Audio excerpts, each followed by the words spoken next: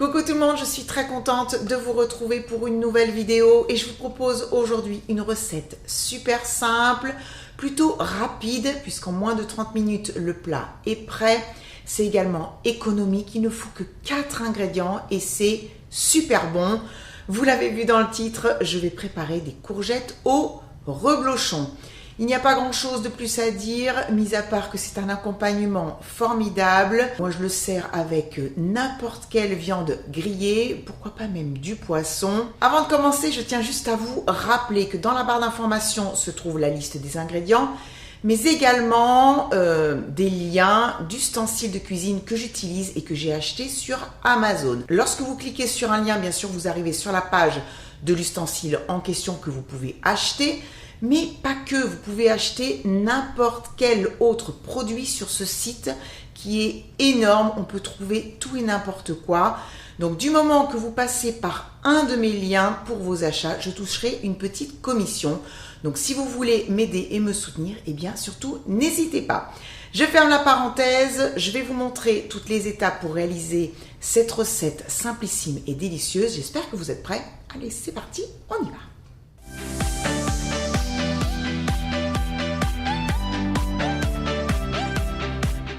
Pour faire cette recette, bien sûr, il me faut des courgettes. Je les ai lavées. Je vais maintenant ôter les extrémités et ensuite les couper en rondelles d'environ 4-5 mm d'épaisseur. Je ne veux pas qu'elles soient trop fines, mais plutôt un peu épaisses pour que, une fois qu'elles seront cuites, on ait encore cette forme de rondelle. Dernière petite chose à faire avant de passer à la cuisson. Sur ma planche à découper, j'ai un demi-reblochon. Je vais le couper en deux. Je vais enlever la croûte et puis ensuite, je vais le couper ou en lamelles ou en petits morceaux, peu importe. Au final, je le coupe en petits morceaux, c'est plus simple qu'en lamelles parce que le fromage est quand même assez crémeux. J'ai terminé de couper le reblochon. Je trouvais qu'au niveau de la quantité, ça faisait pas assez. J'en ai rajouté et en fait, j'ai mis les 3/4 de la moitié de reblochon que j'avais. Il ne me reste plus que ça. Je vais aller me laver les mains et puis je vous retrouve pour la cuisson. Je suis en train de faire chauffer une sauteuse sur un feu fort. Je vais ajouter des lardons fumés. Et je vais les faire revenir quelques minutes jusqu'à ce qu'ils soient bien dorés. Après 4 minutes de cuisson, les lardons sont absolument magnifiques. Je vais les débarrasser. Voilà, je remets la sauteuse, je remonte le feu, je vais mettre un petit peu d'huile d'olive et je vais ajouter les rondelles de courgettes. Alors ça en fait une belle quantité, c'est vrai, ça va pas être facile pour mélanger tout ça, mais ça va réduire, donc je m'inquiète pas. Je vais essayer de les faire dorer, alors ça va pas être facile parce qu'il y en a vraiment beaucoup, mais je vais rester sur un feu fort et les faire cuire pendant... je sais pas trop, peut-être 7-8 minutes. Je vais vous dire ça tout à l'heure. Alors ça fait pratiquement 6 minutes que les courgettes sont en train de cuire sur un feu vif. Je les mélange très régulièrement. Il y en a quelques-unes qui sont bien dorées. Ce que je vais faire là, c'est baisser le feu, couvrir avec le couvercle et puis laisser cuire jusqu'à ce qu'elles soient pratiquement cuites.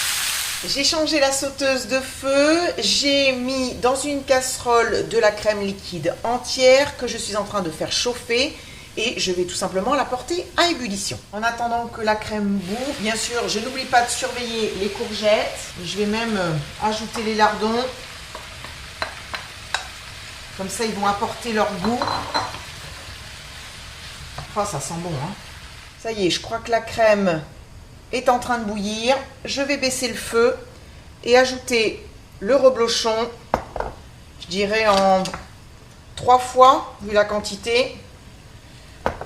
C'est pas qu'il y en a beaucoup, mais je préfère que le fromage soit bien fondu avant d'en ajouter d'autres. Donc là, je mélange. La crème de reblochon est pratiquement prête. Je vais la poivrer. Alors moi, je poivre toujours assez généreusement. Je vais la goûter pour voir s'il faut ajouter du sel ou pas. Ça, c'est mon minuteur.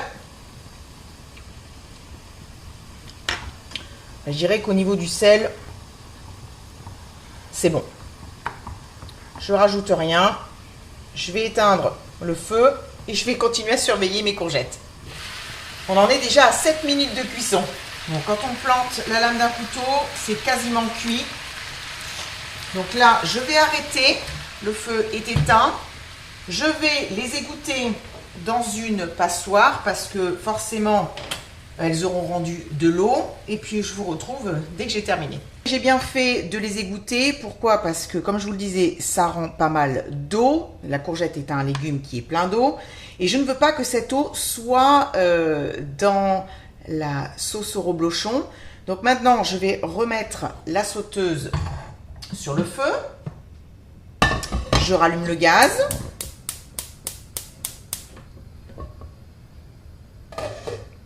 Je vais verser les courgettes.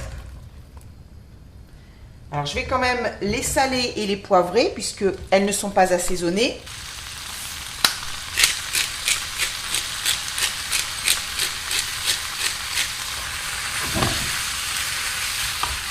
Je vais baisser le feu et je vais ajouter la crème de reblochon.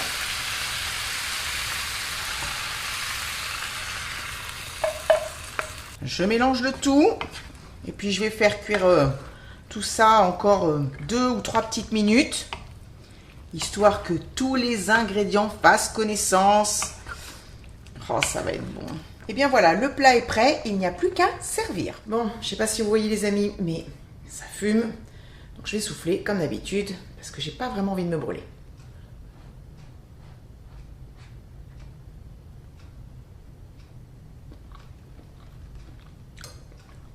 Oh.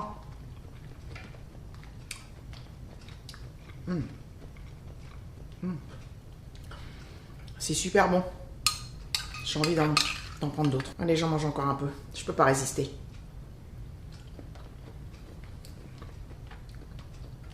C'est simple, mais c'est extra.